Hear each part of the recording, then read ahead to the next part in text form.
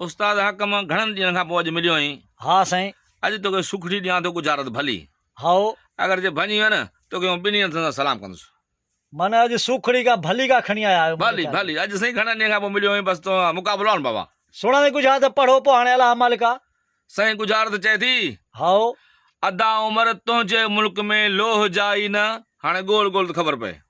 वाह साईं वाह, वाह जी सुखड़ी साईं खणी आया हाँ हो। साईं हाँ, गोल गोल। अदा उमर तुंहिंजे मुल्क में लोह जाई न, लोह जाई न, लोह जाई न, मारंग न, बचे कुर्फ कड़ा न, बचे साईं बचे साईं जंजीर न, बचे उहे डंडा बेड़ियूं न, साईं बचे अल्लाह बचे। बचे साईं मेख न, कोका न, मुत्रका न, नचकुणा न, उहे चमचा न साईं। साईं बचे बचे होॾे ॾिस बचे बचे। चमचा भी नथी चवे। नथी सी चए नथी। वाह साईं वाह। अदा उमर तुंहिंजे मुल्क में लोह जाई न, हिक ठपी साईं गुजारत। हाँ साईं ॾुखी ॾुखी ॾुखी गोल गुजारत गोल आहे। ख़बर पए, ॿारनि सां गुजारत वठी थो ॾींदो।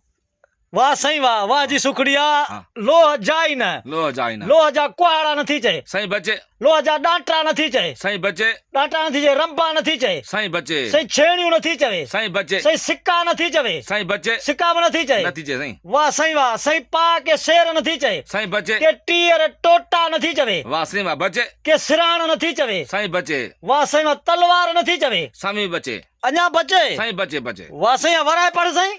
साईं गुजारत चवे थी, अदा उमर तुंहिंजे मुल्क में लोह जाई न, लोह जाई न, लोह जा किला नथी चवे, साईं बचे लोह जा कारब नथी चवे, साईं बचे के कार नथी चवे, के रेल नट बुलट ई न, साईं बचे बचे अञा बचे। बचे उहे कैद खाना न, जेल न, साईं बचे बचे अञा बचे। अञा बचे। वाह सुखड़ वाह। लोह जाई न, तमाम प्यारी सुखड़ी आ साईं। अदा उमर तुंहिंजे मुल्क में लोह जाई न, लोह जाई न, लोह जाई न, लोह जा कारखाना नथी चवे, साईं बचे साईं फिकेटियूं नथी चवे, बचे लोह जा डंदा नथी चए, करट नथी चए, साईं वाह बचे बचे लोह जा साईं छा थी चवे, लोह जा बेरिंग नथी चवे, साईं बचे साईं छेरा नथी चवे, बचे साईं बंदूक के हथियार नथी चवे, साईं बचे बचे लोह जाई न, लोह जा साईं के ठप्पा नथी चवे, साईं बचे लोह जा के कड़ा नथी चवे, साईं बचे अञा बचे। बचे। के छुरा नथी चवे, बचे साईं छा थी चवे, लोह जा चंग नथी चवे। वाह साईं वाह वाह साईं ताड़ी ताड़ी वाह ताड़ी साईं, वाह, ताड़ी वाह, वाह, ताड़ी वाह, ताड़ी वाह, वाह साईं वाह। सलाम साईं सलाम। बताना भायो साईं सोना। हाँ सलाम। सोना दे गुजार के सिद्धो कयो त दोस्त बि ॿुधनि। साईं मारवी खे जॾहिं उमर कैद कयो हाँ साईं। पंहिंजी हवेली में, हाँ साईं।